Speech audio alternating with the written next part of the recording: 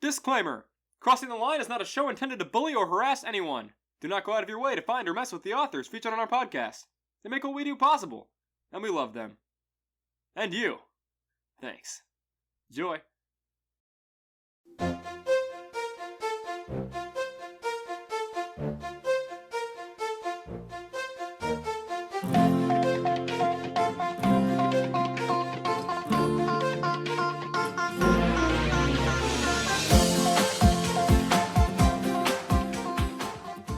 Hey guys, want to do a little role playing for this episode? Yes. Okay, today's prompt is you're each playing a character, and George, you can be Cortex as an employee at Bojangles Chicken, and Steven, you can be the manager of the Bojangles Chicken, and I'm the customer walking in. Cortex is on register, but he's also on fry duty. The manager is just sitting back in his chair watching the cameras. But he will come out once Cortex starts fucking up. What makes you think I'm going to do that? I mean, it's not up to me, it's up to the manager. I really can't say. I'm just the customer. Okay, I'm approaching the line, I'm reading the menu, and I know what I want to order, so I'll approach the counter now. Welcome. Damn it, Cortex! Welcome. What did I tell you about using that accent? Well, you're fired! Okay. Excuse me, can I order? Apparently not. Bye. I'm sorry, sir, we're closed. That was my only employee. You're the only employee. You can't do this to me. Do you know how much I've sacrificed for this company? Oh, are you guys firing employees? Are you laying them off because of the virus going around right now? Yeah, that's why. Oh, it sucks. Sorry to hear that, man. Me too. I'm just spending my last coin at this Bojangles here. You know, I don't have any money left, but I'm willing to risk it for the biscuit, as they say, because I want a biscuit, and also I'm sure that check will be coming through soon, so it's fine. Cortex, you're hired. Oh, nice job, man. You're lucky. You don't know what I would have done if I didn't have this job. Alright, I'll take a number 1 with an extra biscuit, so that's a chicken McBiscuit with another biscuit on the side. I would also like a soda. I know it's really early, it's like 9 in the morning, but I really want the soda. I'm going to take it home. So But that's what he wants. I'll just save it when I get up to the office. I won't drink it all. I'll just finish it later. I'm sorry, sir. I'm afraid we're out of biscuits. This is Bojangles. The B in your name is for biscuits. How can you be out of biscuits? The B in our name is for potatoes, sir. Yeah. I do love the potatoes. Could I interest you in some potatoes? It's like 9 a.m. Well, I guess there's like hash browns. So I guess I'll take a potatoes hash brown instead of biscuits. And you put the chicken on the hash browns too, like a biscuit? I've just been informed that Bojangles is no longer considered an essential establishment. We have to close up immediately. What? You guys serve food though. Food is essential.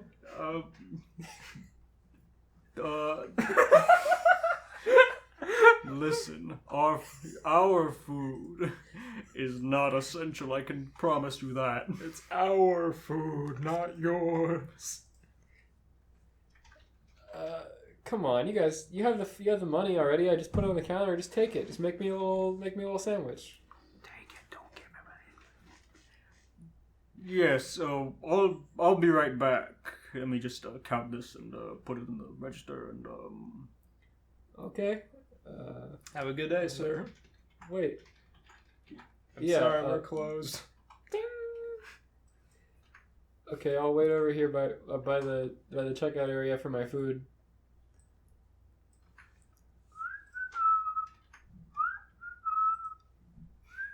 I'm sorry, sir. No loitering. I ordered food. I gave you the money. Cortex, what did this man order? Hey. What do I do? Did you forget what I ordered? I'm going to call Uka and see what he knows. I think I ordered the biscuit with the chicken, like the number 1 with the extra biscuit, the chicken sandwich. I'm sorry, sir, we're out of biscuits. Alright, I wanted it made with potatoes instead of biscuits. Sorry, sir, we're out of potatoes. And Uka Uka flies in from right behind the counter, and he screams, "You lost the biscuits! You lost the potatoes! And I am losing my patience!" I run out because I'm afraid of the talking tiki mask. Thanks, Uka Uka. We couldn't have done it without you. This Bojangles will live on now. It was no problem. I made a profit, and we didn't even lose anything. Good job, guys. Anyways, today's episode is on Code Lyoko. Welcome to Crossing the Line, a fanfiction podcast where we read, review, and critique fanfiction for your listening pleasure. Code Lyoko, one of my favorite series personally. We're here to talk about it. What does everybody think about Code Lyoko? What is everybody's name first? I think we're supposed to do that first. I'm G-Pool, George, whatever, small time G-Pool, I'm V or Virgil Vlogs. I'm Blue Breed. Blue Breed. You may recognize him from the pornography. Yeah. You may recognize me from my YouTube show from 2 years ago. You may recognize me from being retweeted by Blue Breed once. And having art on Twitter. Yeah. Also. Ignore the cat. Our guest commentator, Kat. So today's episode, sorry to slow your roll there, is Code Lyoko. As you just said, I'll reiterate, what is everybody's experience with Code Lyoko? I watched it a little bit when I was younger, when it was still like airing reruns on Cartoon Network, and then later I started watching it on YouTube because it has an official YouTube channel that re-uploads episodes. It's true, it's official. You can watch it legit and not scummily. I also watched it on, I think, Cartoon Network, maybe on the... What was that block? The, like, Uzi? I can never remember what it's called. It starts with an M. Magoozy? Magoozy, yes. Is that real? I think so. Oh god, I don't know. I forgot all about that. I played the Flash game on the Cartoon Network site for Magoozy, if that's what it's called. Yeah, Magoozy. Miguzi. The Cartoon Network wiki fandom. Magoozy, Toonami's Forgotten Daytime section. I wouldn't necessarily relate it to Toonami, but It was like it was what daytime. played before Toonami. Yeah, it had the underwater theme, and it had the all like the monsters and stuff. Oh, there's some of our friends from Magoozy. Oh, these are some interesting models. Oh dear. The one on the left looks like he should be like Claptrap from the fucking Donkey Kong Country cartoon. Steven, you should draw these characters together. Magoozy girl's 18 by now. Probably. Wearing a yellow t-shirt and yellow pants. They would just think she's from Kill Bill. 2000 CG, just like Code Lyoko. Oh, that robot doesn't look good. There were a bunch of like alien and robot CG shows in the 2000s, probably because they just naturally made weird shapes in CG and wanted to make characters out of them.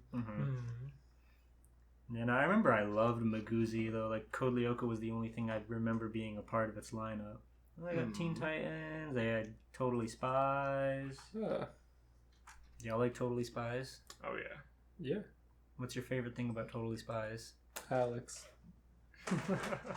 That's a good one. Alex is good. I like how off the wall a lot of their like episode themes would go. Like how you had like a villain whose entire plot was to turn everybody into furries. That was really funny. What about the nerd that trapped him in the giant pocket I protector? knew someone was going to bring up that one. What? There's an episode where there's this nerd villain, and he like traps the spies in these giant pocket protectors. That's pretty great. Oh god, see, it's weird shit like that. I love it. Anyway, I love Code Lyoko. I remember back in high school, I saw Netflix was getting rid of it, so I marathoned the entire 96 episode series in 4 days. Because when you're a high schooler, you have literally nothing better to do with your time outside of school. That's when I watched One Piece in one sitting. I also got caught up to One Piece back then. It was very nice. Nice. Anyway, Code Lyoko. It's great.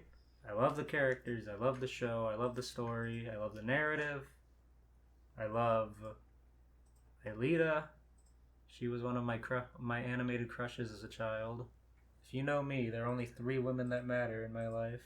Aelita Code Lyoko. The girl from My Life, me. Yumi 4. Yumi from Birch Small from My Life, me. Yumi from Code Lyoko. She's okay, but she's not my top. Aelita from Code Lyoko. Aelita Schaefer. The other From Code girl Lyoko. from My Life Me.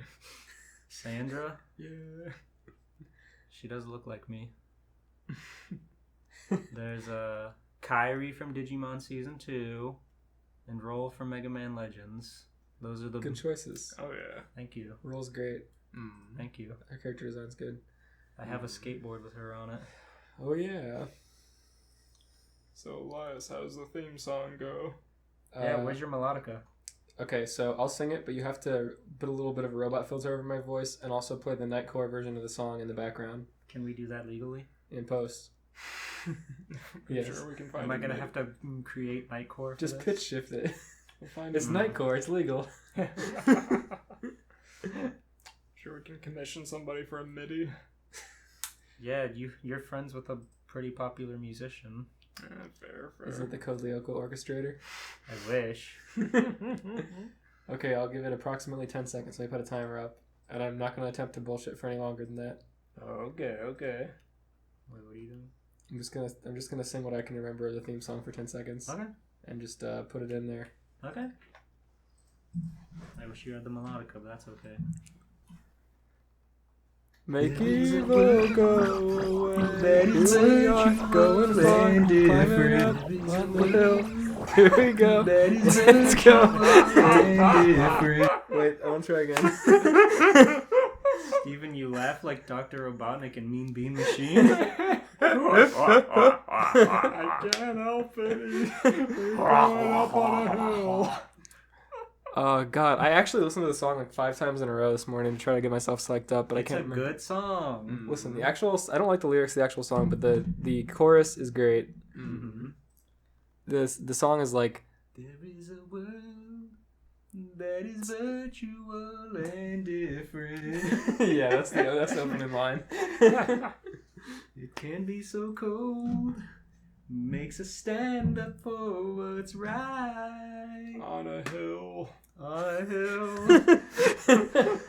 Yeah, just like low opacity layer your voice over my voice when I'm singing, and then put the Nightcore remix in the background and put a virtual robot voice over the filter over that.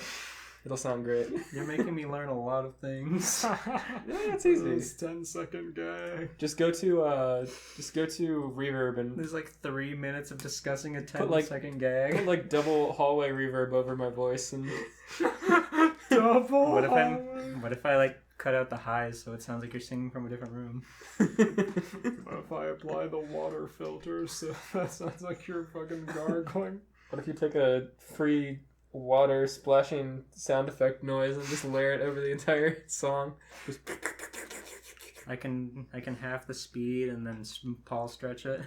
don't worry, it'll sound great. Suspended for 30 minutes and then put a Fat Albert episode underneath.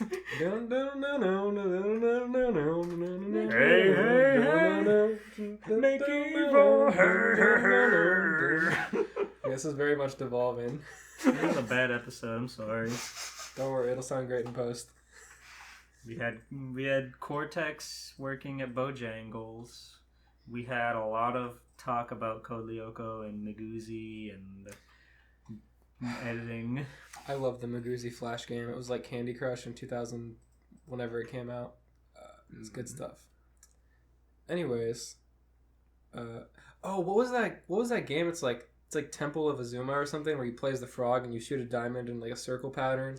It's another game by the people who made Candy Crush. Luxor? It might be like similar to Luxor. It's like I had like the Christmas theme on my PS3 from Temple of Azuma 3 or something. That game is wild. Temple Runner. No, anyways, that theme bricked my PS3, which is why I bring it up. Oh. But the theme reminded me of a Maguzi. Similar like characters. Good. It was like It's not important. Anyways, let's start with our first story. Yes, me being the flagship Lyoko fan, I really want to read first. I picked 2 as usual, and I'm having a really hard time deciding which one I want to read because they both seem so hilarious. I was also really surprised by how many good ones there were. Yeah. The main thing I wanted to bring up though was that there was a Total Drama Island crossover that was over 1 million words long, Yeah. which is like insane because that's got to be more words than both those TV shows' entire run scripts combined. Yeah, like generally we consider like 10,000 words a lot when you're reading it out, but 1 million is just absurd. I mean, you see highballers at like 75, 140,000 words, and that seems like super excessive, but 1 million. Like, and then the title, like the description is like, I thought I'd just throw this together so you guys could read it. Let me know what you think. And it's like, no, you didn't. This took you like 10 years. Shut up. Boy, you had this on the back burner during class. Don't even. You know, I'm gonna go with this one because there's much less of a chance I'll get to read it in the future. So, I have decided. Okay, and we begin our wonderful tale. It was a normal evening for Izuku as he did his homework. He looked at the photo of his dad who disappeared after his birth. He finished his homework and went to the kitchen. He saw a stepbrother on the couch. "Mineta, stop watching that channel," he said, blushing. Mineta laughed, looking at Izuku trying to look away and turn the TV off. "So, our parents have news," he said. Izuku nodded. "Yeah, we both failed at getting into the hero course," he said. Mineta nodded and joined Izuku for a glass of soda. A glass of soda? I really like him. He's just watching porn. Turn that channel off, and he just laughs at him. I like that they're stepbrothers. Yeah. What? You didn't catch that? I didn't. So Mineta and Izuku are stepbrothers, and neither of them got into the hero course. Oh my god. And they're drinking glasses of soda. They're pouring their big flat 2 liters into those glasses. A big crushed grape. Yeah, Deku inherited that quirk. That means Deku's mom is dating Mineta's dad. Well, Oh dear. Izuku and Mineta took sips of their drinks as Inko returned home. "Hi, Mom," both said. Inko smiled at her 2 children. "Me and your dad, boys, have big news," she said. Mineta smiled. "What is, Mom?" he asked. Inko nodded. "We're moving to France because your dad's transferred him there and he gets more money." he just smiles and nods. We're moving to France. That's such a cultural That change. is. I like that you got him me meta. That's what they wrote. Izuku thought, "That's where Dad worked as a teacher when I was 5 years old." He then saw a grin on Mineta's face. He punched him on the shoulder. "Sorry, I was thinking of the ladies," he said, rubbing his shoulder. "When do we leave?" Izuku asked. Inko took a seat at the dining room table and looked at the letter. "At the end of the month," she said. Okay, I thought she was going to be like, now. She sits down. Pack your things, kids. That's very typical of fan fiction, so they don't have to write more plot. Izuku and Mineta smiled and went to play some video games. Inko sat at the table a while as her husband returned home. The 2 kissed and made dinner. What does his dad look like? I don't know. His dad. Is he even canon? I have no I don't know what idea. Mineta's parents look like. I don't think I've seen them. There's an episode where they go to like all the kids' parents, but I can't remember if they went to Mineta's house. They didn't show it. I didn't think so. When they were like trying to get all the kids to live on campus. If Mineta has a parent, they're automatically a bad parent. That is true. He must live in a hellhole. Anyway, where was I? Welcome home, Francis, she said as he nodded and placed the food on the table. He brought food home, I guess. Oh, wait, I missed the line. Inko sat at the table while her husband went home. The 2 kissed and made dinner. Welcome home, Francis. She waited until after they made dinner to welcome him home. She kissed her as he she said as he nodded and placed the food on the table. Izuku and Mineta finished playing and joined their mom and dad for dinner. After dinner, Izuku finished his homework and went to bed. The next day in class, the teacher informed the students Izuku would be transferring to a school in France. Izuku was eating his lunch and noticed Bakugo come over. "Good luck at your new school in France, Izuku. Sorry about the things I said," he said, walking away. Bakugo has been redeemed instantly, thanks to fanfiction.net. Izuku was shocked at how all the students were being nice to him. He saw on the way home Mineta actually had girls saying they would miss him. Izuku was even more shocked that Mineta was being a gentleman. Izuku quickly walked home and started doing his homework. Mineta entered the room. "My day was great," he said with a big smile. Izuku rolled his eyes. "Alright, where's the secret? When I saw you with those girls from your school earlier, Mineta," he said. Mineta chuckled, sitting on Izuku's bed. "Still, it was great. Anything good happen for you, Izuku?" he asked. Izuku stood up and sat next to him and high-fived Mineta as his answer. What the fuck does that mean? Yeah, bro. Yeah, I got you.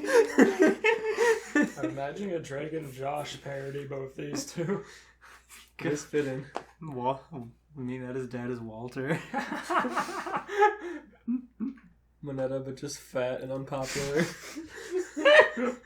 He's already unpopular. More so. He trades even more charisma for smarts. Walter has grape juice powers. Walter's just a taller, fat Moneta. Walter likes grape juice. Mintia looked at Izuku's heroes books on the shelves. "Still doing research, Izuku?" he asked. Izuku nodded and opened a book showing a sketch of Mineta and his powers. "Thanks, bro," he said, hugging Izuku. Okay. Izuku nodded as he heard a knock on the door. I love these people just nod in response. That shit's so funny. He's like hugging him and he's like,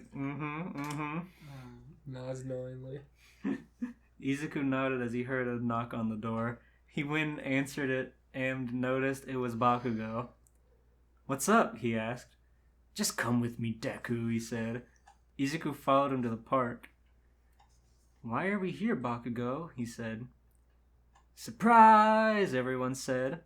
"My birthday!" Izuku said with tears of joy. Oh. Bakugo nodded. "Since you're leaving for France with your stepbrother for France, I thought I'd do something nice with our class," he said. Bakugo's fucking illiterate.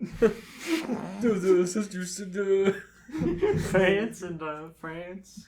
Do you like France? Why are you going to France? Damn nerd. Izuku nodded and had fun at the party and noticed he left Mineta home alone. Aw. You noticed that Bakugo said France twice in the same sentence and didn't respond. Just smiled and nodded. Bakugo pointed, showing he followed. Izuku sighed and had fun. The end. Bakugo pointed at his IQ score and how low it was. The end of the month came and Izuku and Mineta were dropped off at Katic Academy as Inko and Francis headed to their home, which was far away from the school. Izuku and Mineta were shown to their dorm room by Jim. "Class doesn't start till Monday. Get to know the grounds before then," he said. "Understood, Jim," Izuku said as he left. I wonder if Jim has a quirk. I wonder if they speak in French now. French. You're becoming the fanfic. You're Did you becoming call a Moneta literate. mint tea earlier? I'm reading verbatim. Jim Morales, the Swiss Army knife hero. He can do anything with anything. I love that the first person they met was Jim. Jim's my favorite character. I love how there was virtually no build up to them being in France. They were just there and doing. They immediately went to Katic Academy with no like registration or they moved to France and they're not even living with their parents. It's rough.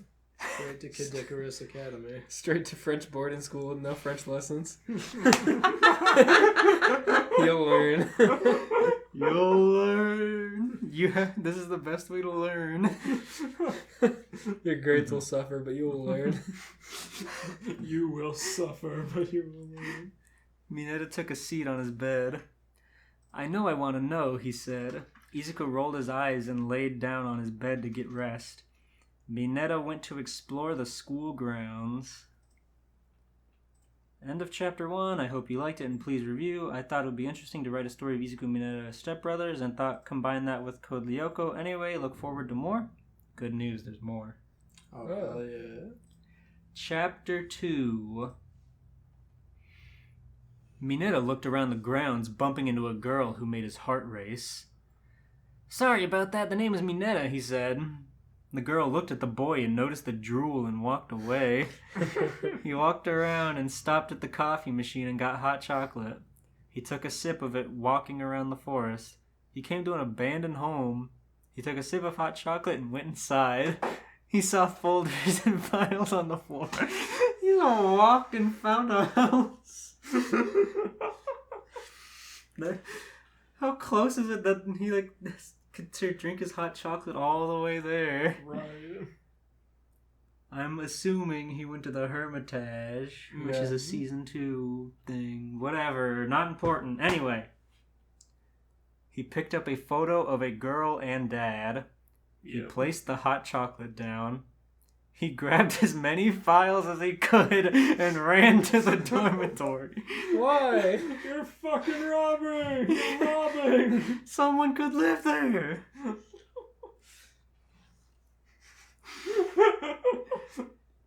He ran up to his and Izuku's room. He tossed the files on Izuku's bed with the photo. Izuku turned and got up from the sitting at the desk after unpacking. He looked at the photo. This person my dad said when he was younger was a student of one France Hopper, he said. Minty hugged Izuku as they both went through fine. You know what I just realized? Jeremy and Mineta have very similar voices. That is true. They both have that, overdone nasally thing going on. Yeah. I'm plucking grapes out of my head. Jeremy's plucking grapes out of my head. Lena, this kid has grapes growing out of his head. Lena. A few hours passed as Mineta saw Izuku write down an address. It took a long time to write an address. Very true. Izuku ran out the door and Mineta followed. He saw Izuku run out the school gates and followed. He came to a factory and followed Izuku to the elevator. Izuku took a seat at the computer. Izuku, bro, I'll go find a way to turn the computer on, he said. Izuku turned and nodded to Mineta. Mineta went down in the elevator and saw scanners. He then went to the last level and saw the power source. He turned it on and went back up to join Izuku. He went to the last level of Lyoko. He went to Sector 5 in a single frame. He no-clipped into Sector 5. I don't like that Izuku got all the way here without speaking, just nodding. Just looked at Mineta and nodded, and he knew what to do to go turn the power on to the supercomputer. They went through files, wrote down an address, went to the address, found a computer, found scanners. He turned it on and went back up to join Izuku. He saw Izuku staring at a girl with pink hair. He walked over. Hi, I'm Mineta, and that's Izuku if he hasn't introduced himself yet. He said. The girl with pink hair nodded. Nice to meet you, Mineta and Izuku, but I have no name, she said. Izuku gave a sad smile. How about Alice, he said. The pink-haired girl smiled. Thanks for the name, Izuku, Mineta smiled. Nice to meet you, Alice, he said, as Izuku was looking over the programs. Mineta shook his brother's hand. Bro, I found wired things on the floor below us, he said. Why did they shake hands? What did that accomplish? That's nothing. Izuku nodded, going over information on the computer's database. Those are scanners, Mineta, and will let us go to where Alice is, he said. Alice. And Izuku's pretty smart. He's picking up on this really fast. It's true, Mineta got there and he just wave dashed to the nearest elevator. Mineta nodded as Alice, that's gonna drive me crazy, as Alice smiled at the two. It's called Lyoko, she said. Mineta ran toward the elevator. Izuku turned inside as the elevator went down. Mineta, are you in the scanners room? He asked. Yep, step bro. I am in the scanners, he said. Step bro. Got it, Mineta bro, Izuku said, running the program. Mineta saw the scanner door close.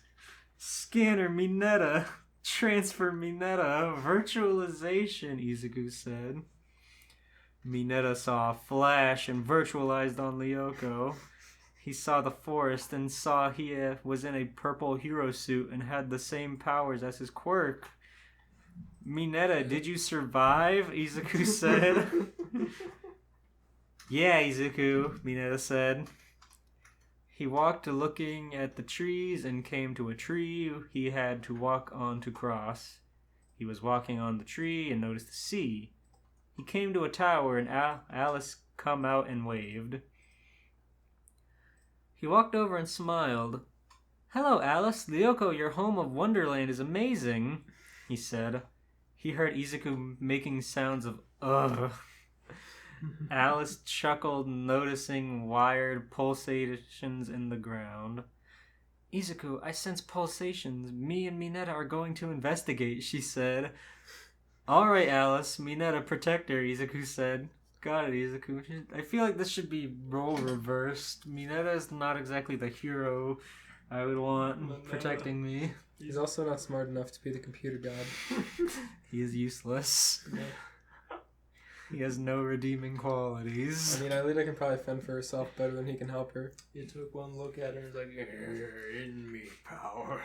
He's gonna throw enough grapes to lag the server so the enemies can't get them. Can only keep 3 grapes on the screen at a time. He does the equivalent of freaking laying a bunch of TNT in Minecraft. Just destroys the frame rate. God. Mineta and Alice ran forward and saw an enemy in front of them. He noticed it was a crab that fired an attack. Mineta, you lost 20 life points, he heard Izuku say. He attacked and stopped the enemy's movements as more crabs showed up. He and Alice neared a tower that was red. He noticed the tank an enemy and tossed his grape attack and dodged its attack as it fell into one of the holes in the forest ground. Alice is in the tower, bro, Mineta said. Alice deactivated the tower and saw the name Ality. Izuku sighed as he devirtualized Mineta, effectively ending Mineta once and for all. Oh no. Mineta stood up and felt weak. He went to the elevator and Izuku was staring at Alice. Nicely done, Alice. I was looking at information in the supercomputer. The enemies were sent by an evil AI named Xana, but Alice, you stopped the attacks with my bro Mineta's help, he said. Mineta walked over and she waved. Nice work, you two, and I found out my real name is Aelita. So I'm getting rid of your Alice bullshit. The Wonderland joke was bad. Izuku blushed, as did Mineta at her name. I think you both should turn off the supercomputer. My name is enough, she said. Izuku smiled at her. No, we want to protect you, Aelita, and bring you to Earth, he said. Well, just like Jeremy. Izuku's hornier than Mineta. Mineta jumped up. So let's be heroes and save the princess, he said. Aelita blushed and smiled at the two. Thanks, she said. Surely they understand the complications of this choice. They just assume they can bring this virtual character to life. Midori is the one who wants us, okay? Mineta looked at her from the side and friggin' did his hands like a straight edge and he was like... I bet you Mia is gonna fuck Sissy by the end of this. So let's see. Izuku and Mineta waved goodbye, heading to Katak Academy. End of chapter 2. I hope you liked it, and please review. Anyway, instead of Mia, I decided on Alice, just to make it different and to have that line I thought of Mineta trying to flirt. I don't think I'm going to read the whole thing, but would you guys like one more chapter? What are we doing on time? We're at like 38 minutes, roughly. We're on pace. You can do a chapter. Alright. I will read one more chapter. Chapter 3. The first day of class, Mineta and Izuku were standing outside the classroom. Waiting to be introduced, Izuku said, a little nervous. Mineta patted him on the back. It'll be fine, step bro. Yeah, just say your name in French. You know how to do that, right? Your name in French. Just be his name. What's French for Mazuku? Le Midoriya. Mes escargot. Escargoon. He said, walking in. Izuku didn't hear what Mineta said, but almost heard a slap, he thought. He walked in and saw Mineta tripped on a girl's backpack. I am Izuku Midoriya, and that's my stepbrother Mineta. Pleasure to meet you all, he said.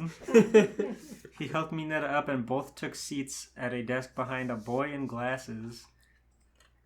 Nice to have you both here, Mineta and Izuku. Class, please get to know them, Mrs. Myers said. Oh, I really thought that was going to be Jeremy. How is Jeremy going to fit? Oh, it's not. Never mind. So that's Mrs. Meyer. Izuku opened the laptop and let Aelita listen in to the math class. Why would she want to listen to that? Why is he giving away her secret identity of a computer girl? I was going to say, how would Jeremy feel knowing that he's being computer cuffed by Mizuki Midoriya, I mean. Mizuku. He turned to face the boy sitting in front of them heard a girl. He turned to face them as Mineta closed the screen. Mineta thought, it's nice the supercomputer is now connected to our computers, as the boy turned whenever the laptop screen was open. After class, the boy looked at the two.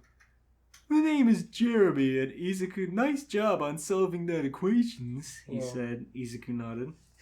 You as well, Jeremy, and you seem to want to ask something, Izuku said. Yeah, is that my girlfriend in your computer? Jeremy pointed to the computer. I could swear I heard a girl solving the equations as well. You holding out on me, Izuku? Oh, you got a girl in there? You know I got a thing for girls, so you better bring it on forward. Lord help you if she has pink hair. Lord help you if she is virtual. Mineta chuckled and pushed Jeremy forward. Pushed him onto the ground as hard as he could. Sorry, you must have been hearing things, Jeremy.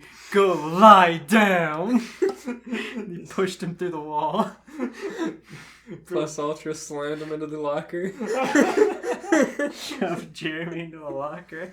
He said Jeremy nodded and went to the nurse's office.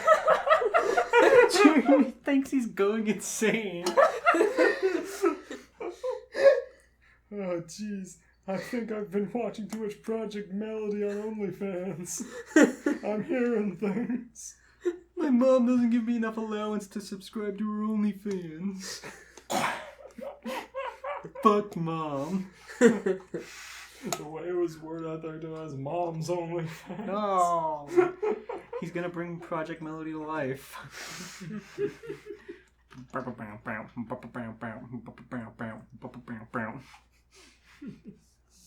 Oh, that would be funny. Mineta and Izuku walked out of the classroom, heading to the cafeteria. Mineta bumped into the same girl again. Izuku noticed Mineta drooling and pulled him away. Sorry about my step, bro. I'm Izuku, he said. The girl nodded, looking at Izuku. The name is Yumi, she said. Whoa. Izuku nodded, hearing the laptop beep. He quickly opened it. Aelita, what's wrong? He asked. You activated sticky keys. Izuku, you keep hitting shift when I'm trying to talk to you. Huh? What's that? Why are you doing that? Izuku, we have pulsations, Aelita said. Izuku... Izuku nodded, noticing what Xana infected, and saw a statue of All Might was attacking people. What? Why is that in France? This is like Teddy Godzilla, but All Might. It is. He noticed Yumi in trouble, but saw Mineta rush in with Grape Rush and pull her to safety. Mineta walked over, holding Yumi's hand. Aelita, we'll be there soon, Izuku said. Mineta let go of Yumi's hand.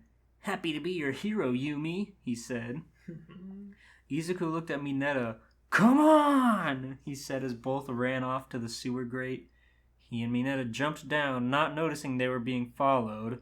Izuku and Mineta entered the factory and went down to the elevator. Izuku took the seat at the supercomputer. Where's the tower, Aelita? He asked. The ice sector, Izuku, she said. Izuku nodded, looking to Mineta, who pressed the button and entered the scanner room. Mineta walked into the scanner. He watched the scanner door close. Scanner, Mineta. Transfer, Mineta. Virtualization, Izuku said, hearing the elevator go up. Mineta landed in the ice sector and saw Aelita waiting. He walked over and kissed her hand. Whoa. Oh, Princess, which way is the tower? He asked. Aelita chuckled. This way, Mineta, she said. He followed her and slid down an ice slide.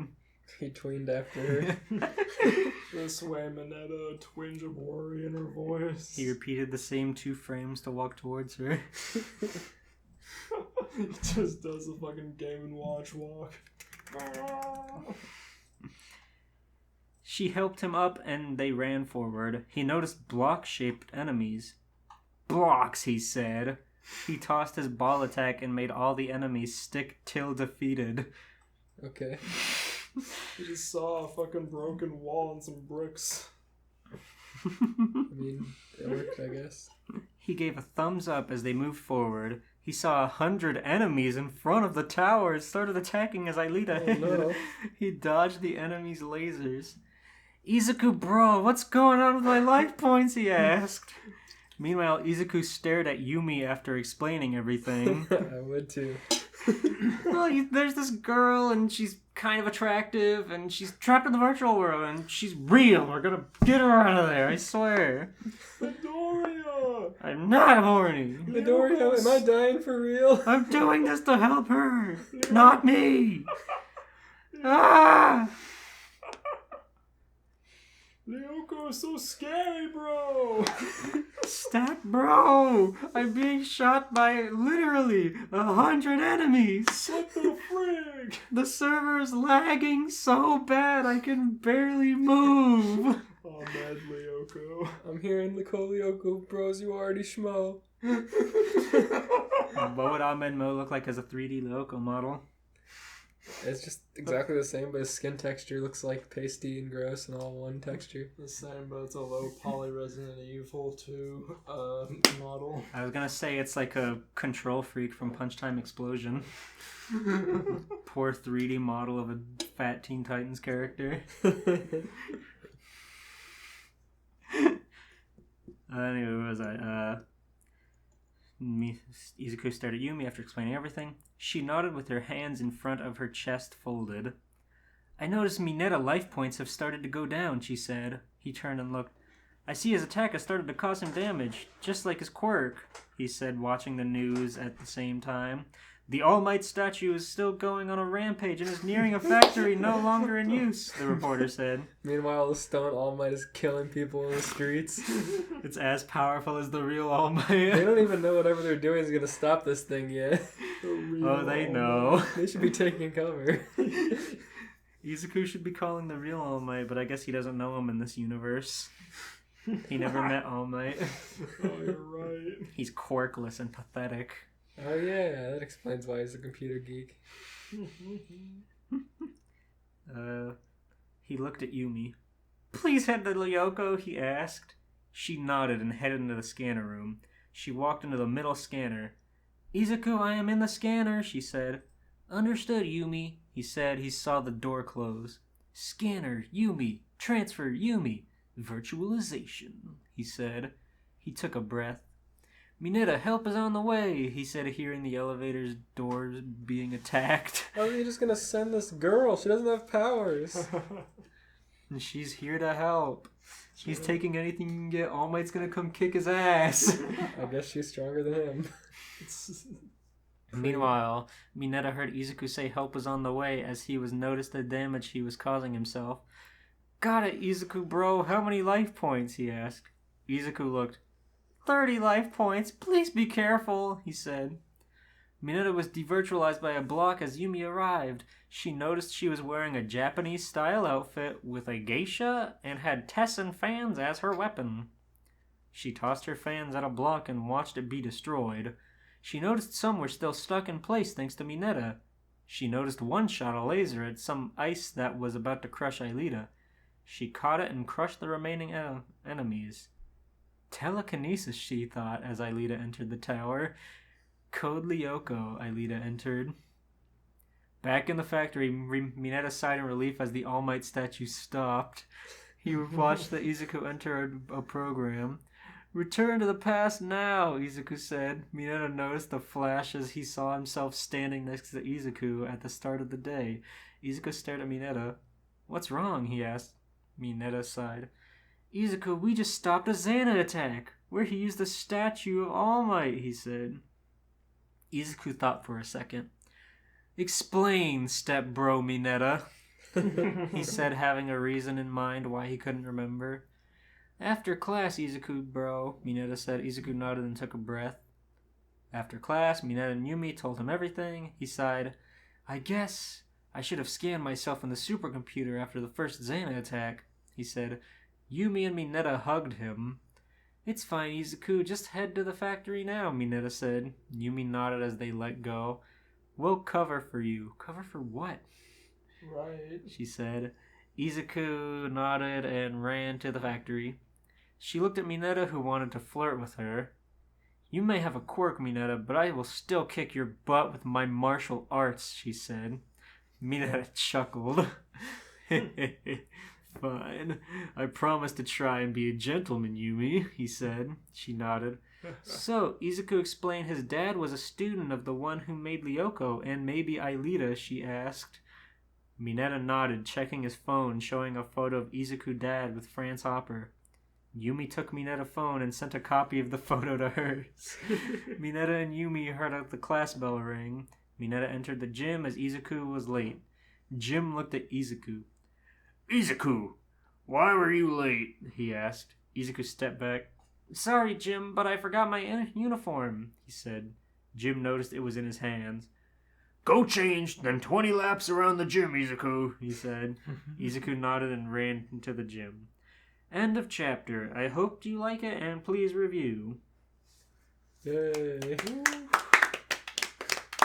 Izuku's like, I can't understand you. Bonjour, bonjour. Jim said, What? You're speaking a different language. I can't understand your accent. Jim's the only one who doesn't speak fucking French. I rate that story 20 week pre-All Might Midoriya lapse. Really slow and pathetic. But, not to say I don't like the story that much. I rate that 20 bros out of 2. I rate that, Izuku and Midoriya's equally hard dongs at the thought of virtual women out of 10. Good to hear that Midoriya's... Wait, did they say his dad made the code? His dad was friends with Franz Hopper. Oh, okay. I was gonna say, I can't believe his dad made him a virtual waifu in advance. That'd be pretty kinky. Pretty prophetic of his father. What if that happened to you, Steven? What would you do if your dad made you a virtual girl? It depends on the girl. Okay, Dad, you can make me a virtual waifu, but she has to look good. I swear to God. She has to have pink hair and a sassy yet polite personality. Oh God, what kind of millennial shit is that? Don't worry, I'll make you a good old girl. He just makes a PS1 model of the Morton Salt Girl.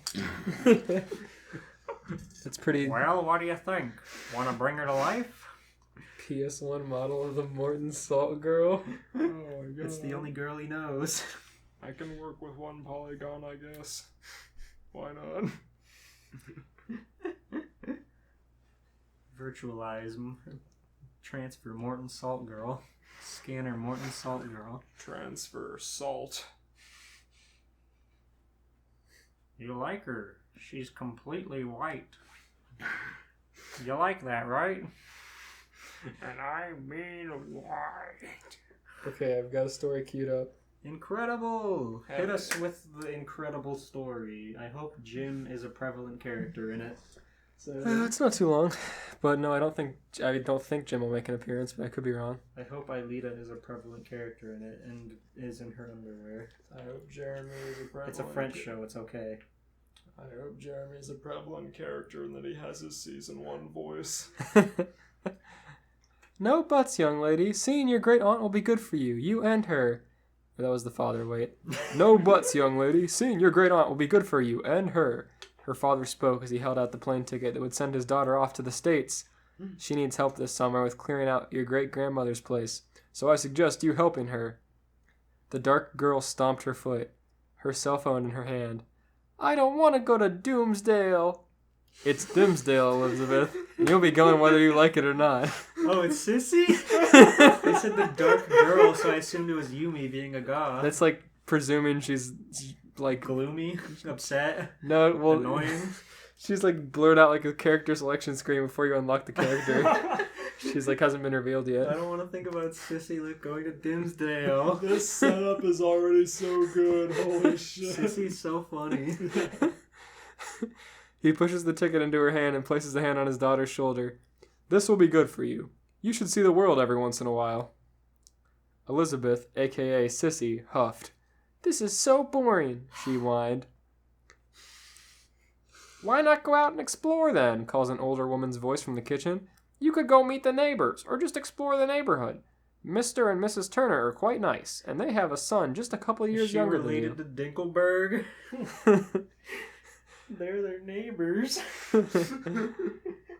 Sissy Dinkelberg. They said, yes, they have a son just a couple of years younger than you. Is he cute? She rolls her eyes. Pretty decent. Just don't ask him about his hat.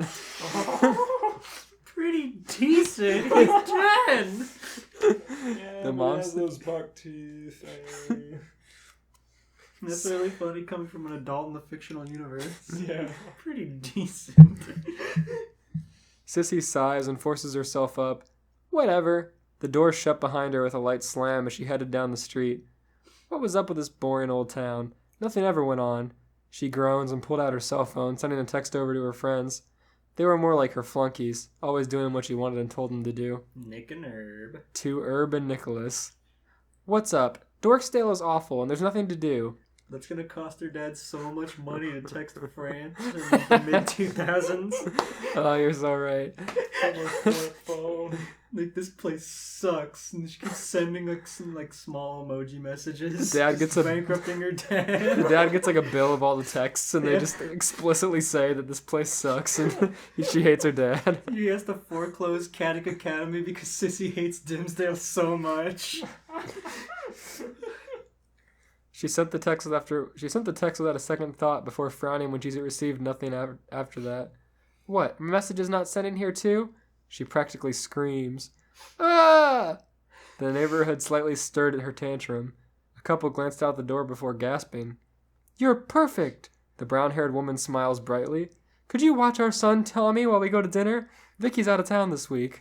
This is brilliant. I love it. You're perfect!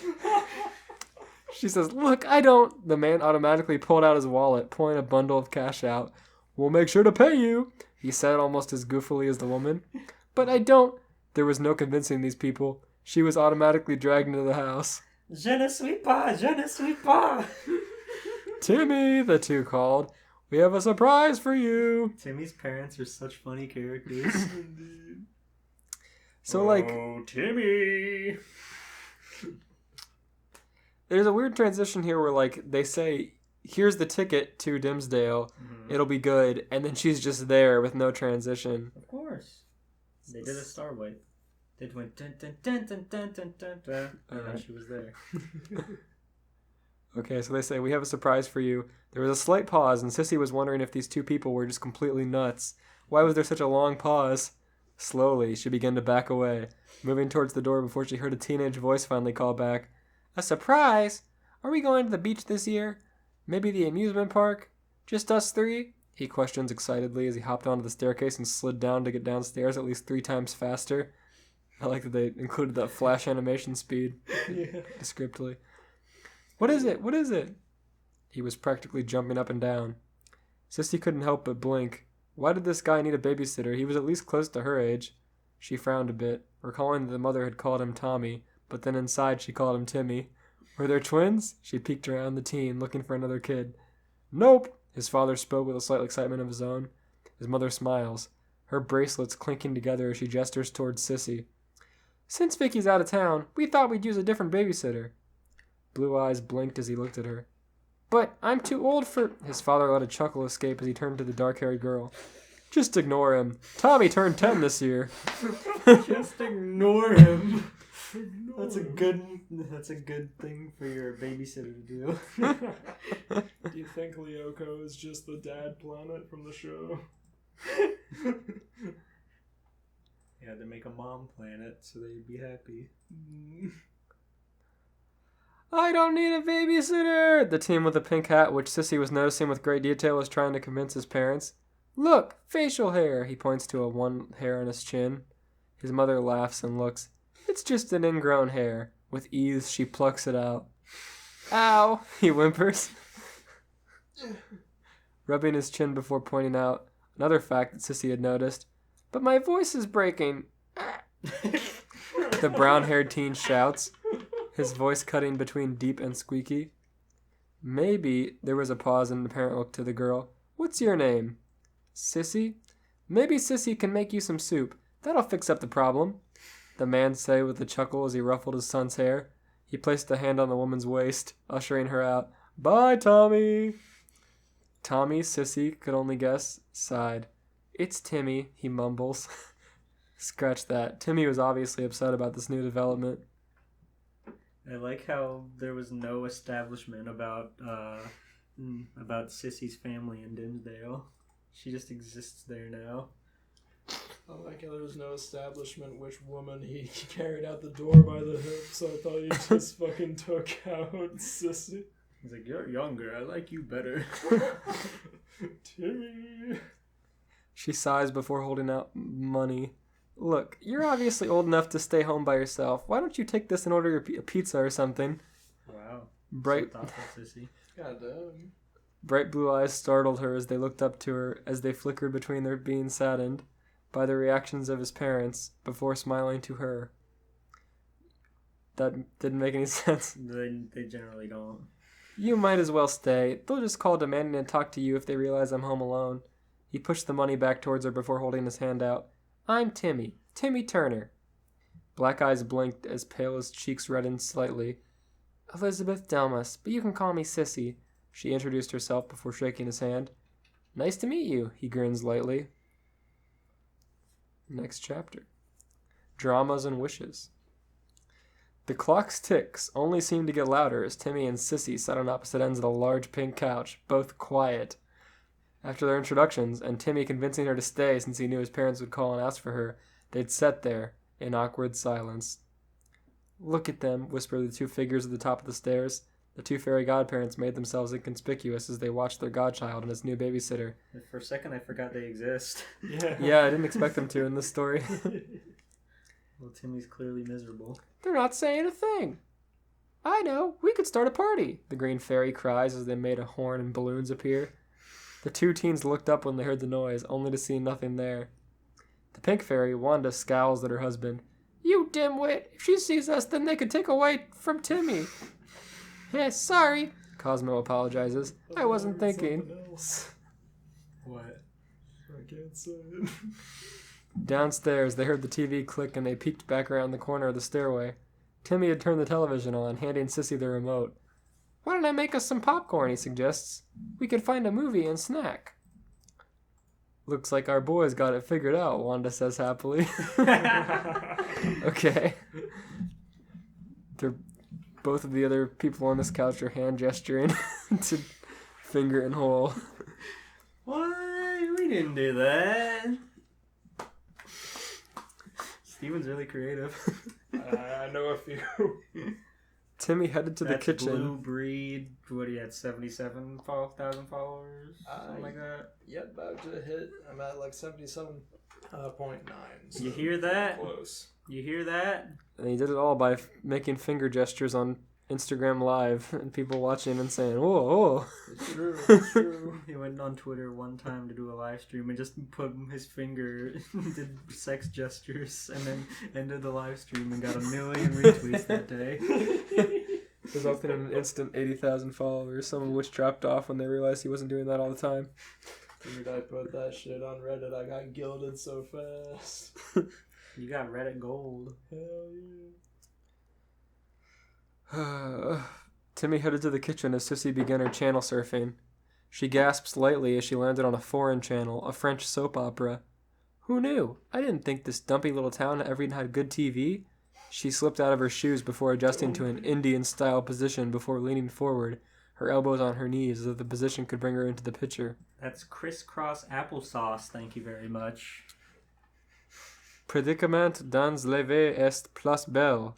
The announcer began to explain the past few episodes' main events before the soap began. I hope there's more French for you to read. Martial, je t'aime, spoke one of the main characters from the village. The young woman gasped in surprise. Mais quen Estelle? It wasn't long before Timmy was back and raised an eyebrow on his face. What's this? He handed the bowl of popcorn to her. What are they speaking? What are they saying? I don't get it. Change the channel. I don't want to read subtitles. French, Sissy says without taking her eyes off the TV.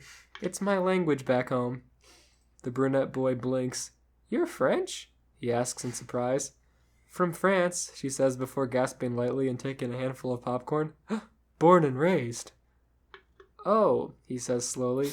Uh-oh. I'll be right back. Timmy's nationalist. Timmy says quickly, giving her popcorn and dashing upstairs. The teen girl hardly gave him a glance as she simply nodded and waved. The brown-haired teen headed upstairs to his room before looking to the two eager fairy godparents he'd gotten as a child. Well, Wanda asked as they flew closer, what do you think? Of her, Cosmo, the green one, insists. Bright blue eyes looked to them before a smile crept on his face. Easy. I wish I could speak and understand French. Looks were exchanged before the wish was granted with a simple wave of a wand. He's like, okay. Try it, his fairies urged insistently. It's not illegal, it's not true love related, he's just horny. No, it has nothing to do with love. It's just that they didn't know she's French, so this is just like an oddball request. I mean... But they're gonna have to speak French if they want them to understand what they're saying. That's true. That's just like a basic language barrier. Even though she's speaking English, so I guess he just wants to impress her so he can, you know. Oh, yeah. Of course. As soon as the fairies deem it love. And then they take it away. They sap him of all his power. At what point during contraception that occurs is up to the fairies. Cosmo wouldn't mind. Cosmo can't understand her either. I don't get it. For a moment, Timmy frowned before saying, bonjour? Cosmo cheered as Wanda shook her head. Yay, Timmy! Said hello! How about my name is Timmy, she suggests. The brunette paused before nodding. Je m'appelle Timmy, he spoke and grins. I think I got it. Say wee wee, Cosmo claps. Oi, Timmy grins, entertaining his godparent. Wanda Oi, clapped her not oi. hands. Oh. Oi! Oi. You need to respect other cultures. Wanda clapped her hands together. That's this the beginning, sport. You'll be able to have an entire conversation with Sissy and understand what she's saying. She began. She speaks English, though. Yeah, I guess. They've already established they can talk to each other just fine. We've already established this is not an issue. He's making it an issue. She began. I wish you couldn't speak English anymore. I wish that she'd be impressed when I spoke French and she couldn't speak English, so she needed to talk to me in French. I wish you could speak a language. I wish she'd be impressed with me. Oi, oui, Dimsdale un si beau temps et net. He grins lightly. Very good, she praises. Now go join her. Very good. Timmy stood up straight before heading downstairs. He blinked slightly when he saw Sissy with tears in her eyes and a pillow held against her chest. Was the soap really all that moving? There was so much going on that he couldn't even make her heads or tail of it. What did I miss? He asked as he took a seat. Raphaël vint de surveiller un comme attelage moi de blocs de commercial et semblait l'ouvert. She before blinking. Oh, sorry, I just slipped. She's like crying between words. Timmy's like, Bumbling sad French. This is a new level of bumbling sad voice. Timmy took some popcorn before replying back. Lequel est lequel? Les jumois sont-elles exactement pareils? Dark eyes widened slightly in surprise. What did you call her dark? Because she's drawn like black pupils. They don't have irises in the Oko world. Oh, okay. I wonder if Timmy thinks that's weird. Oh, actually, he has black eyes too, doesn't he? No, they keep saying he has blue bright eyes. blue eyes. That's right. They keep referring to him as blue eyes. Blue eyes, brunette hair, all the goods. I love when fanfiction writers just refer to characters by their eye color. That's very helpful. It's a descriptor. You use it. It's just like fancy words you sprinkle on, like when you're writing a dumbass essay for college. This art piece is so interesting. I love the unique shape of the caricature here. That's how I got an A in that course. Timmy has buck teeth and blue eyes. The end. Timmy's going buck wild. Timmy slaps her in the head and says, "Stop crying, bitch." In French. Oui. He looks at her and smiles. Those bright blue eyes twinkling. It actually says that. Sissy couldn't help the small blush that crept onto her cheeks as she stared at him. I've never met anyone who could also speak French before. She hadn't expected anyone besides her great aunt to speak French. The woman had once lived in France many years ago until she suddenly up and moved to Dimsdale. Doesn't she also... Oh, I guess in Dimsdale. At least that was according to her father, who mentioned her aunt had loved their adventure all the time and always sought one out. That's wonderful. That's what she said. That's the end of it. I know it took a long time for this chapter, but I hope you all liked it. R&R.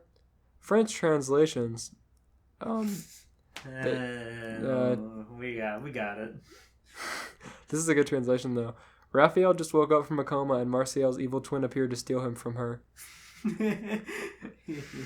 And then Timmy said, "Which one is which?" Fair. Okay. They didn't dick down like I expected them to, but It's common. Maybe next issue. next issue, they said R&R, read and review and read and review. Read and review. Let's see if there's a good comment on that.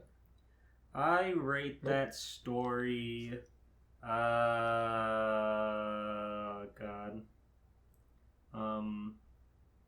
2 parents putting a teen with a babysitter out of 10. I rate that 10 claps of Sissy's cheeks out of 5. I rate that 5 out of 60 frames it took to Timmy to get down the staircase. Incredible. Stew ball. Alright. Blues Breedery. Here we go. The clapper of cheeks. Of course, of course. He puts the horn in horny. There we go. Puts the or in horny. Puts the E in horny. It had been a year since the Lyoko gang had defeated Xana and saved the world. Well, France at least. Xana always seemed to target France. However... That's where the computer was. He went outside of France too. Did they not watch... However, it was likely that, assuming that the heroes hadn't been able to stop him when they did, he would have eventually moved on to other countries. Germany would have probably been the next target considering its close proximity. I'm pretty sure in Season 4 there are other supercomputers all throughout the world that he goes to. But whatever. There was a fucking early episode where he takes control of a satellite to friggin' Yeah. destroy That was like Yumi. episode 2. He tries to target a satellite weapon at just Yumi. Yeah, and fucking I mean, hell, fire. if I could do it, that's one way to get it done. Yeah. It was like episode 2. It was Satellite nuke Lyumi. so much overkill so fast. It's like, I'm gonna fire a death ray at this fucking kid. I'm finishing this once and for all. You can't stop me. Jeremy's like, Yumi, it looks like they're targeting us with satellite lasers. She's like, what? What? Why am I your friend? I quit. Oh my god. Can I quit Lyoko? And then the satellite just turns to Jeremy. Right. Oh my god. Ailita! Granted, not everyone in France liked Germany, but they truly deserve to be. But did they truly deserve to be attacked by Xana? What time period are we talking about? This was made in 2019. No. No, they've suffered enough. Since he didn't want to have to pay the massive massive electricity bill that the supercomputer had generated, he decided to shut it down. Yeah, I wonder who is paying for that. The city, the taxpayers. The taxpayers are the ones who got Jeremy as virtual GF. And they're also paying for everything else that comes with that. Crisis. They all get one turn with Aelita. All of France. The town pass around girl. Bring your tax paperwork, we're running the train. Let's see here. 7-mile spanking train. God damn. It seemed that France was at peace. But unfortunately, peace was not something that should always be taken for granted. Mm-hmm. France was going to be put in danger again, and this time a new set of heroes would be called upon to save it. They were actually famous. Unleashed. Huh? Is it the Lunatics Unleashed? I don't know, we'll see. They were actually famous, unlike the Fantastic Five, who had, unbeknownst to everyone, saved France. Oh, they're calling themselves the Fantastic Five, huh? Is that what they're calling themselves? I guess. Not the Lyoko Warriors, not their trademark thing. The The Fantastic Five. Are you fucking kidding me? It's the Fantastic Four, but it's with Jeremy also. He's not fantastic.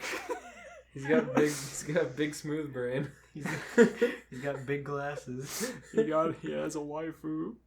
That's fantastic. He brought a pass around girl with him to the big 4 tower in New York.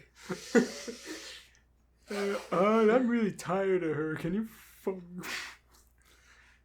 Since they didn't want people to find out about Xana, since that would induce panic, since from the hero's perspective Xana was trying to kill everyone, they discovered to keep their heroic secret.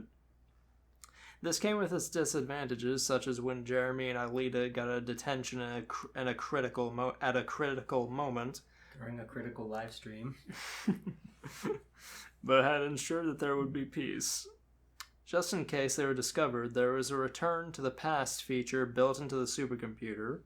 They had to use it sparingly, however. Every time they used it, Xana would only grow stronger. Let's just say that his plan to take control of the supercomputer's time-traveling features didn't come out of nowhere. Granted, Xana no longer saw fit to use that to his advantage once he escaped the supercomputer, but it was better safe than sorry. Nowadays, they had moved on with their lives. They had yet to tell anyone of their adventures, if only due to how unbelievable it was. Besides, being famous actually had its disadvantages, though Odd would not mind being famous too much. He wouldn't take full credit for the heroics, of course, since that would be selfish. However, for the sake of his teammates, he decided not to tell anyone. It was a shame, since there were a lot of people who would probably want to hear that story. William also knew the truth, but he wasn't going to tell anyone. They probably wouldn't believe him anyway. What were the chances of an artificial intelligence turning on its creator and trying to destroy humanity? Unbeknownst to heroes, Xana wasn't trying to destroy humanity. He just wanted to take control of their lives. Okay. But since he didn't speak with the heroes much, they actually didn't know that. Fair. Does it matter? He wasn't the type of person to explain his motivations anyway, or artificial intelligence, or whatever. I suppose the Code Lyoko kids would be equally motivated to stop him if it was going to destroy just their lives. If it was to control everybody. He was gone now, but the world was by no means safe. Mm-hmm. Things would all change. Uh-huh. Chris Waiting for it. Chris McLean had to decide he would make a new season of Total Drama. Holy shit, the world did change. New season of Total Drama. It would take place at France. Why? Because there were hot babes in France. Damn, Chris is smart. He was sure that they would admire how sexy he was. Mm-hmm. The show Wait, would so he's just doing a new show so we can get laid? pretty Of course, much. he's got money. He's gonna He's take. got star power. I'd fuck Chris McLean. Leah's gonna fucking cuck Jeremy. He's got relaxed TV-18 laws Mm. in France, I'm sure. Yes, France is a very cool place to be, At least topless on the beach. especially if you're Chris McLean. Yosh. Chris McLean is the perfect TV host. That's true. Can't believe they ditched him. He's gonna have his virtual world, Total Drama Island. That's why he stopped showing up on the other seasons of Total Drama. He went to go fuck French girls. He went to Lyoko. Transfer Chris McLean. God, He's like, a 3D Total Drama model. Chris is like, I am sick of the one song that plays here all the time, but it is pretty cool. The show would be relocated there for an undetermined amount of time. To be Until honest, he's done. He's selling it to the TV network, and he's like, I don't know how long it's gonna take. Honestly, I just need a lot of money. I'm gonna get it going. Approved. To be honest, Chris McLean wasn't sure if he would ever want to leave. He would need contestants, however, so he invited the cast of Revenge of the Island for the show. In case the audience hadn't seen Revenge of the Island, he introduced the cast to everyone. They were Stacy, Dakota, B, Dawn, Scott, B. I love B. Hell yeah. Uppercase letter B. It is. I thought Revenge of the Island was like the second one. That was like 4 or 5.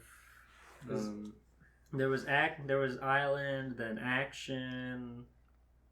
Then was it Return of the Revenge of the Island? Oh god, I can't remember. Yeah, like after Island, I really like dropped off because you know like all the characters just stuck around and they did it again. So I was like, there's no more.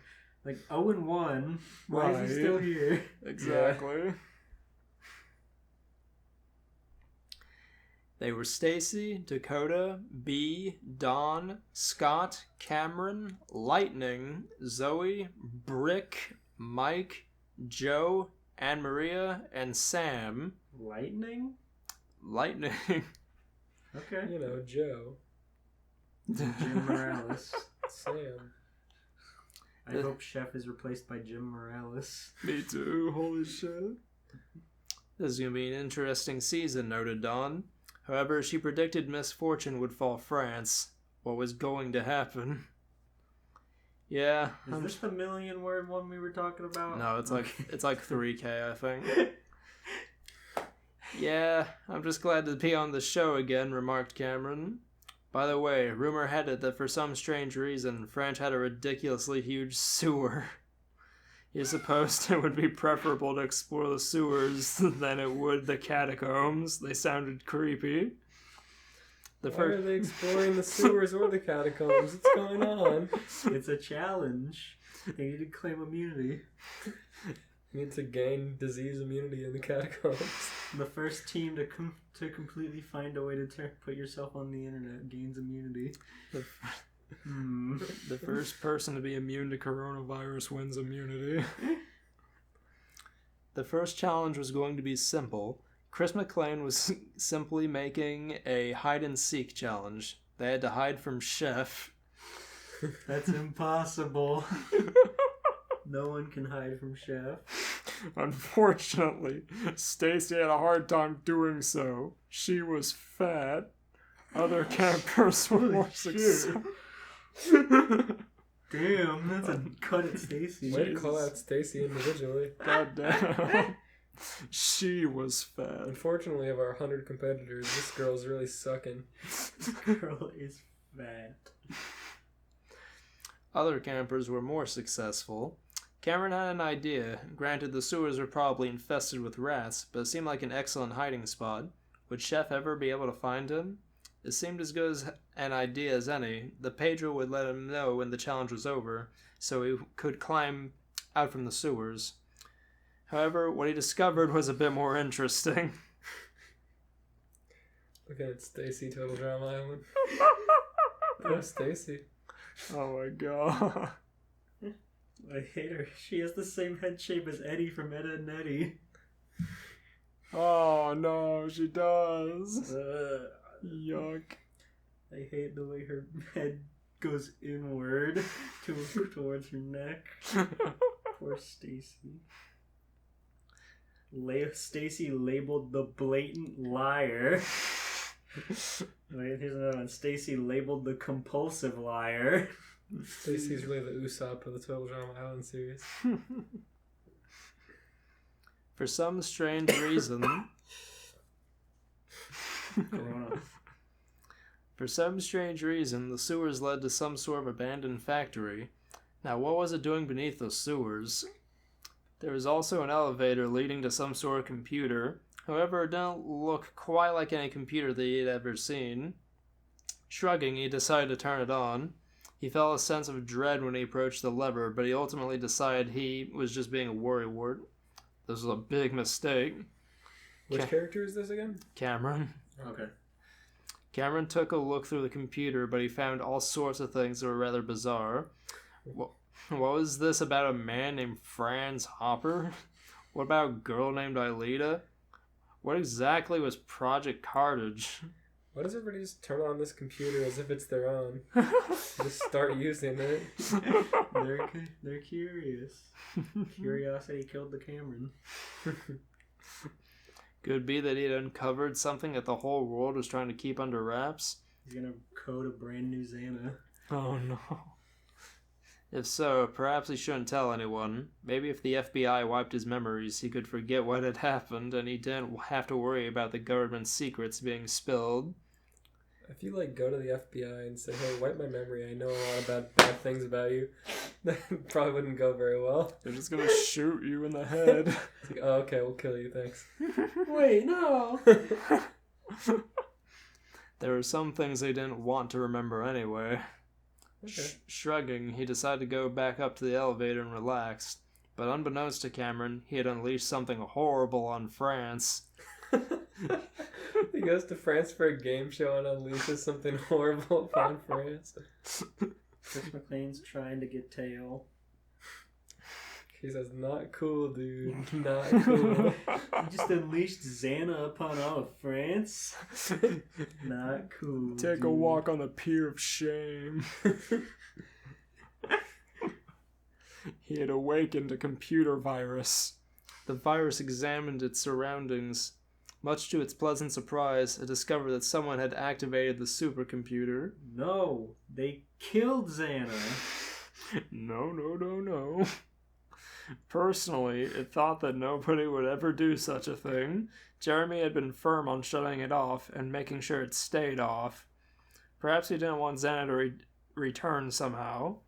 Thanks to the efforts of Franz Hopper's own creator and his own sacrifice, Xana was destroyed. In fact, it seemed that there wasn't any trace of Xana left at all. The virus knew this wasn't completely true, but for the time being, it knew Xana was gone. It did not... So it isn't Xana. No, it's like a different one, I guess.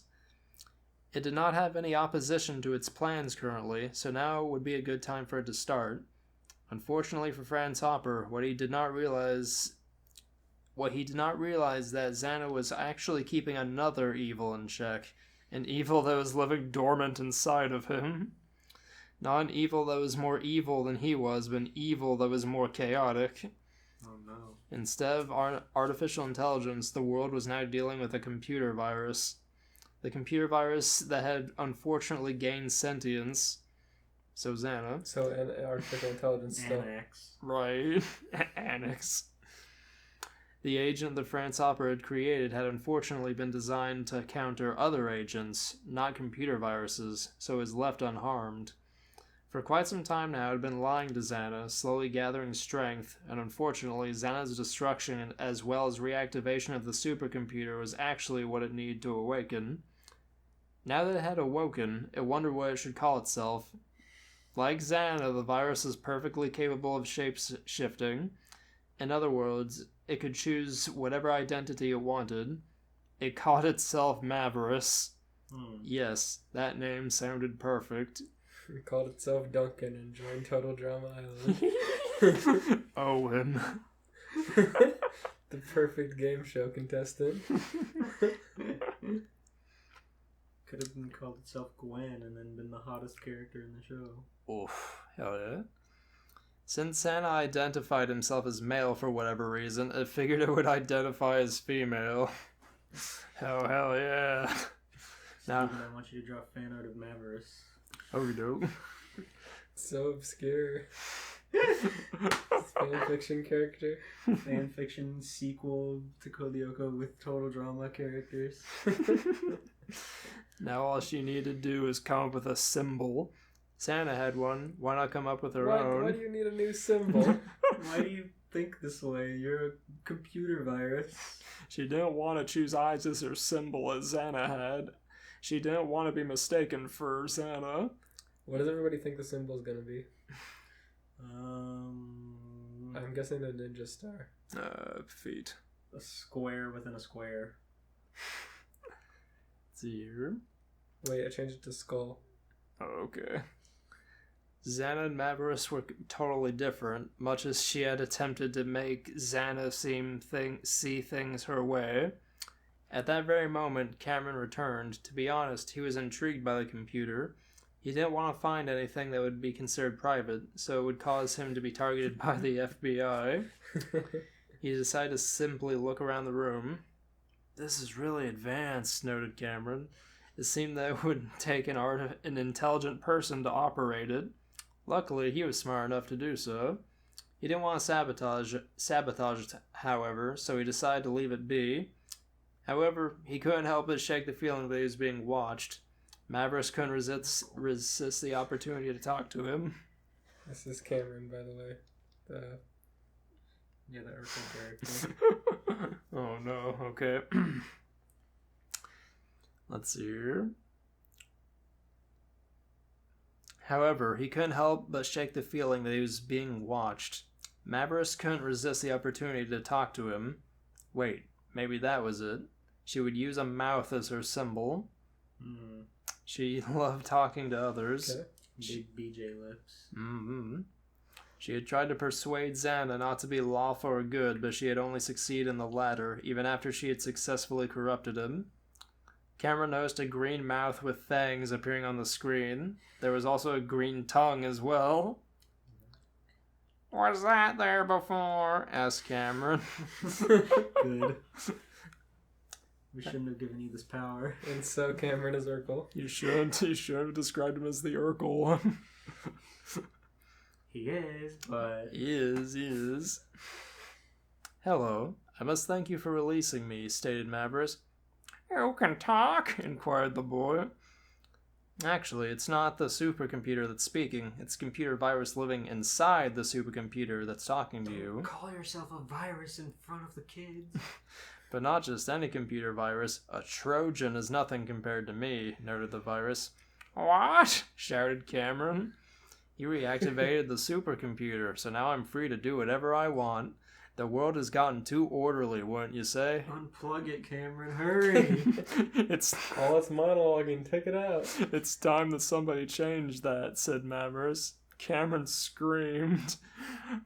Are you scared? To be honest, maybe you should be. You might not like the changes I have in mind for the world, stated the virus. Get him, Cameron, get him. Cameron decided to run. Control Alt Delete, Cameron. Why are you running? What is that gonna do? Leaving so soon? I was enjoying our talk, said Mavris. However, she suspected Cameron knew of her malevolent intentions. It didn't take a genius to figure out what she was planning to do. Oh, what have I got myself into? Asked Cameron, operating the elevator. She decided to let him go. He runs in and then he stands in his static pose as the door closes. The same 3/4 tween angle. And Sounds then, like a and he runs out. Toon Boom animation. There's so many times where they just reuse the animation, so they'll be like running in, but then they hit the button and they're all just standing in their static pose calmly as the door closes. She decided to let him go. It looks like it's leaving. No matter. I'm almost ready to begin my plans. I just need to pick a target, said the virus. There are so many possibilities, but she managed to pick one. The world won't know what hit it, spoke the computer virus. Chris McLean's cell phone. He has so much power. He's like chilling on the beach and his phone gets hacked by a supercomputer. He's like, God, why?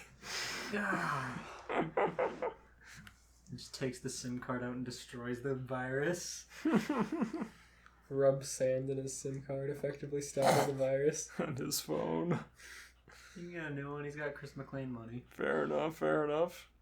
Just puts it on airplane mode and throws it in the ocean. The world won't know what hit it, spoke the computer virus, or at least they wouldn't if someone got the wise idea of deactivating her towers. Xana always had that problem. He never gave up, though. To be honest, she thought of this as more of a game. Unleashing chaos on the world was fun, regardless of whether it was productive to humanity or not. Let me just say, if Xana had a personality, it would be a much, much less interesting show. Oh, God. Let's see here. It considered targeting the Kadak Academy, but perhaps it would be best if the Lyoko warriors didn't know of her existence. The Fantastic Five. The Kadak Academy. That's what I was thinking. But they learn to be Let's Players. It's like Kadikarus. It's instead Gem, it's Kadikarus.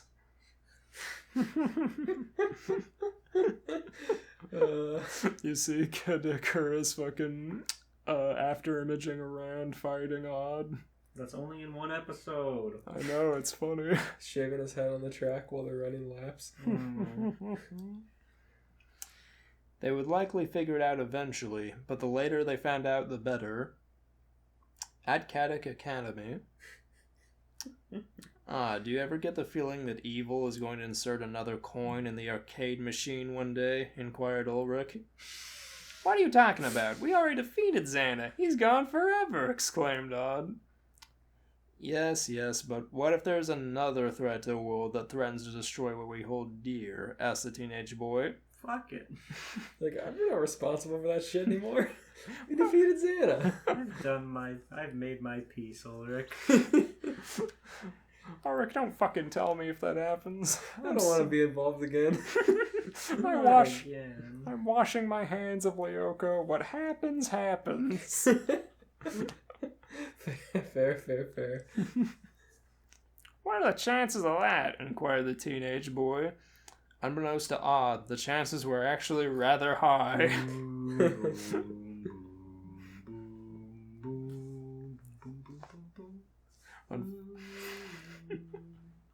Unfortunately, they were still oblivious as to what was happening deep beneath the sewers. Back near the sewers. You mean the total drama cast playing hide and seek? Yeah, that's pretty messed up. That's pretty evil. Chris just said, go play in the sewers for a few days. I'm gonna go to the beach. They're not even filming it. They can't get cameras in the whole He sewer just system. trapped a whole crew of teenagers in the sewers with Chef. It's Said good TV. try and survive. It's good TV, I tell you what. Give them their own camcorders, make them film it, edit it in post. They'll edit it in post. It would take time for her to become as strong as Xana was at its peak, but on the lighter side of things, it seemed that she was smarter than he was at the beginning. She came up with her first course of action. Using one of the towers at Lyoko in the forest sector, she began her plan.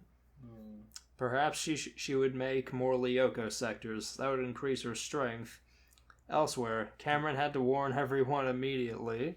He wasn't quite sure what the virus's intentions was, but he already knew that she was up to no good. And for some strange reason, her voice sounded feminine. At that very moment, the pager That's right, went a off. woman is down there, and she's plotting. We have to stop her. At that very moment, the pager went off. Cameron actually managed to win the challenge. What? I guess Chef didn't find him because he wouldn't do an abandoned factory. Oh, true. He left the sewers and cheated. He figured he might win, but at this point he didn't exactly have a reason to celebrate. The boy had to warn people. However, people dismissed it as crazy talk. The world's doomed, said Cameron. He decided to warn Zoe, Mike, and Dawn. They were close. Dawn, I need your help, exclaimed the boy. Is something wrong? Asked Dawn. I think I unleashed evil on France, and it's all my fault, shouted Cameron. It's true, you did do that. Did you hit your head on that manhole cover? Asked Zoe. You knew about me adventuring in the sewers? Inquired the boy. Well, you smell kind of bad, spoke Mike. Yeah, nodded Cameron. He's feeling okay. Right, Dawn? Inquired the girl. Zoe noticed that Dawn had a worried expression on her face. Is something the matter? Asked Zoe. This matches up to the prophecy I had, said Dawn. What? Shouted Mike. I heard that today great evil would come to the world, and it would threaten France and bring chaos to it, explained the girl. Mm-hmm. Now that Cameron had thought of it, the computer virus seemed interesting in bringing chaos to the world. He pointed to the sewer. Cameron, do you want us to join you in the sewers? It doesn't smell too good, noted Zoe. I sense that that's where all the evil is coming from, said Dawn. What if the supercomputer was inside the game place in Ruckersville, Virginia? And they were keeping Chris Chan out of it. Sorry. Sounds logical. It was a bad thought. Transfer. He would get cum in the keys and they wouldn't work anymore. Sticky At keys. the thought of a woman that can't leave his presence. The Because one she's trapped in a computer. guaranteed boyfriend free. Until Mike from the game place got in the way. Until Mike from the game place installed the only supercomputer in Ruckersville. I need to shut down the supercomputer before it's too late, exclaimed Cameron. Okay, asked Mike. However, they attempted to shut down the supercomputer, but found they were unable to do so. The lever's stuck, noted Cameron. Likewise, it seemed that there was no destroying the supercomputer. Trying to stop me, are we? I took some liberties to ensure you couldn't simply flip the off switch on the computer I'm residing in, stated Maverus. And how would you do that, Maverus? Who said that? Asked Zoe. It's the computer virus, nodded Cameron. Your Urkel just gets more and more deflated. It does. Cameron feels more and more guilty. Cameron's so anxious right now. Where's the computer virus? I can't handle this. Don could tell quite clearly that this virus was evil. Letting you end the game before it began would be quite boring. I'd like to see you try and shut it down now, said the virus. What do we do? Inquired Mike. Whatever you do, you'll want to do it soon. There's a tornado heading towards the mess hall you and your friends like to eat at, explained Mavericks. The mess hall? Yeah. Your friends like to eat at. A tornado. How did you know that? Inquired Don. I might not have the special powers you possess, but I have the power to surf the internet. I am a computer virus after all. I did some research upon you to see if I can find anything interesting, stated the virus. I saw a great show. I found out you're weak to tornadoes. So I computer generated a tornado in real life. So what you're saying is true. We have to stop it, exclaimed Cameron. But how? We can't stop a tornado with our bare hands, shouted Mike. Cameron noticed the virtualization chamber. Oh, no. You don't want to enter there. It won't help you at all, lied Mavericks. She's lying, answered Dawn. Virtual Cameron. Oof. Mike and Zoe shrugged and entered the virtualization chambers. That easy. However, they needed a person to activate them. Cameron noticed there was a switch for activating them. Just a switch now? Jeremy put on an easy switch just in case. It's that easy. They had to find a way to stop Mavericks before it was too late. Chances are people would be hurt by the tornado, if not killed. Yeah. Tornado. Their favorite mess hall. Yeah, they're not in. Tornadoes will do that. The tornado virus. Meanwhile, well, that was an exciting challenge, but why did Cameron not accept his action figure prize? Asked Chris. What? Meanwhile, this is action figure prize? I guess so, yeah. I'm out of date on my total drama lore. I guess he completed the challenge by leaving the sewers after so much time. I guess They were playing hide and seek with Chef, and Chef never found him. Mm-hmm. Okay. Maybe by action figures they mean like those golden Chris's. Maybe. I wish I had a golden Chris. Same. Just make one. Out of gold? Go to the trophy store and ask them to make you one. Melt down an existing trophy and make it. Smelt a Chris trophy. I want you to smelt this into the shape of a cartoon character. Can you do that? How much? Isn't that a little high? You know what they say, he who smelt it dealt it, so you should pay for it. Get one of those big, like, comical gold chains with a cartoon character studded diamond on it. It would just be Chris McLean folding his arms. I would wear a locket with Chris McLean's photo in it. The head of the action figure necklace could be a locket. I wear an M. Bison hat with the Channel Awesome logo on it. Oh, God. That's expensive. That's a collectible. Mm-hmm. Well, that was an exciting challenge, but why did Cameron not accept his action figure prize? Asked Chris. Because you have the charisma of an ogre, inquired Chef. Ha, very funny, Chef. By the way, why is today so windy? Inquired the man. Oh, no. Oh, Chris, you know so little. I don't know, answered the cook. However, he got the feeling that something was wrong. The Weather Channel said it wasn't going to be windy today. Oh, no. He could have a talk with a meteorologist, but he had more pressing concerns. The wind was getting gradually worse. Virtual tornado.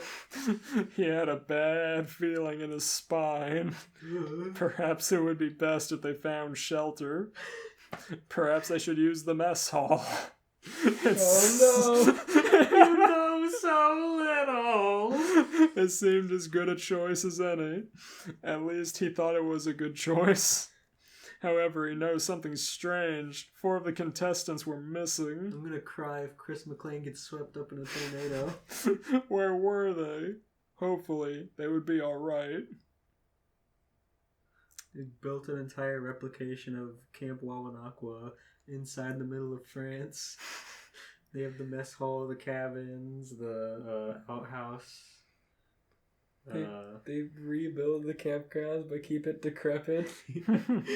They just pick up the old ones and move it into France. Alright, that's fair. Rebuild the Dock of Shame. The Dock of Shame. Alright, that's the end. Woo!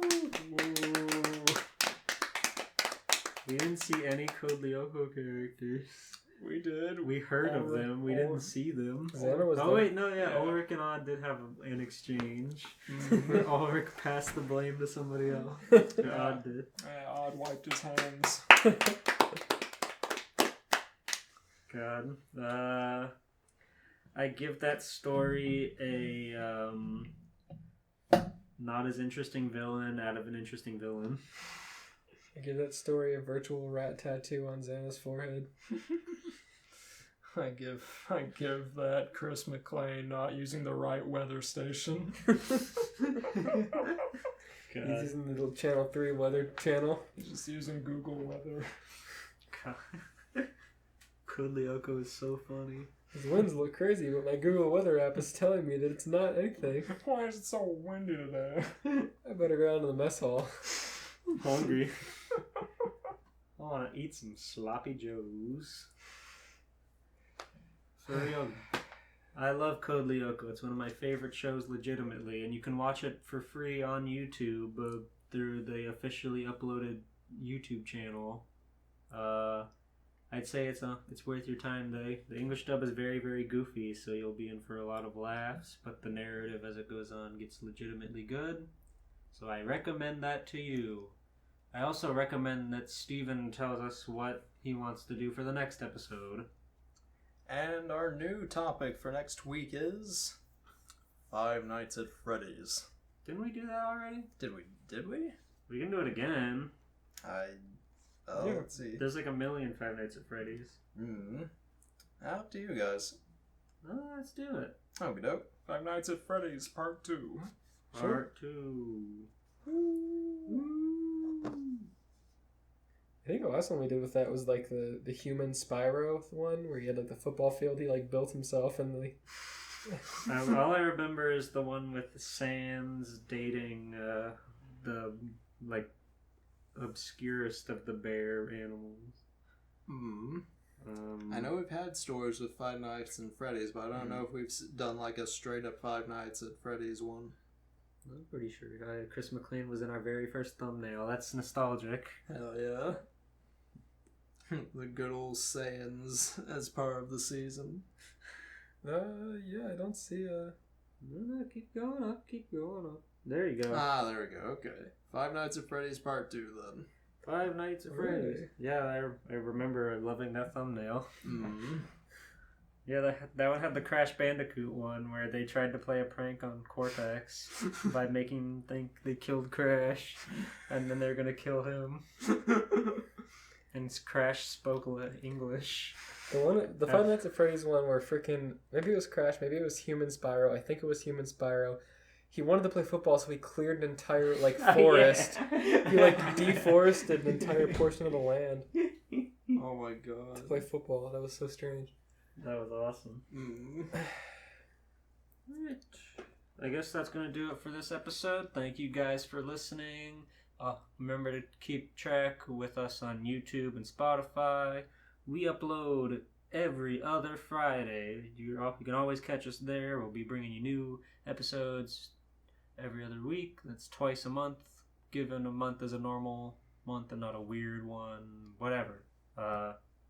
Follow us on Twitter so you can stay up to date when we post our stuff or if we ever try to do anything new. We always love there. Follow everybody on Twitter. You probably already follow Blue Breed if you follow us in the first place, but follow Blue Breed on Twitter at Blue Breed. Yes. Virgil Vlogs. I believe we're all in the description of the Twitter summary if you find us on Twitter. Yes. that were in the description of the YouTube episodes, and I believe...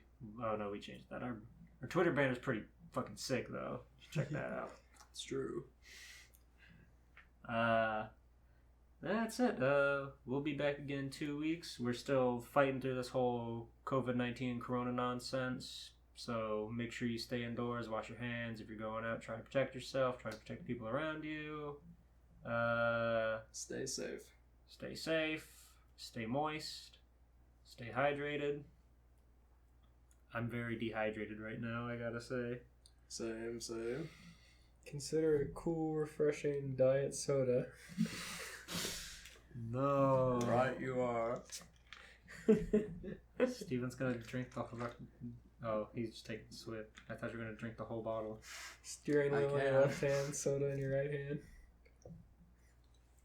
You know, I gotta say, every now and then I'd go to visit a friend, and they live almost an hour away from me, so I would usually spend like a whole weekend there. But then when I'd go home, I would usually stop to get something to eat, like Wendy's or something. Anyway, the point is, having like a burger or something in one hand and then your other hand on the wheel is a really cool feeling. I agree. You feel like such a bro. You're not wrong. It's the American dream right there. It is. Just a beautiful Sunday evening. Nobody's on the road. You're just enjoying yourself, listening to whatever, having a good old time. Anyway, enough of me rambling. Anybody have any last words? I'll see you in 5 Nights at Freddy's Part 2. We'll see you in 5 nights. That's not true. Yeah, go on YouTube and type in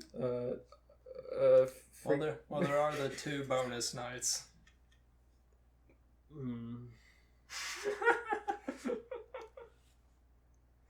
You think we can get Markiplier on the next episode? I'll add him. Yeah, just send him Yeah, at Markiplier right now. Hey, you freak, come here. just buy him Freak the Mighty on Amazon, send him that video, and he'll watch the whole movie and say, "That was pretty cool. I can't wait to be on the podcast, guys." You don't have to buy it for him. You can send him a low quality YouTube link. So You Mark, can just watch it in parts on YouTube. We watched it on YouTube. Oh yeah. It was low quality, filmed on someone's. Do not watch Freak the Mighty. It's a bad movie. so hey Mark, what'd you think of Fred the Freak?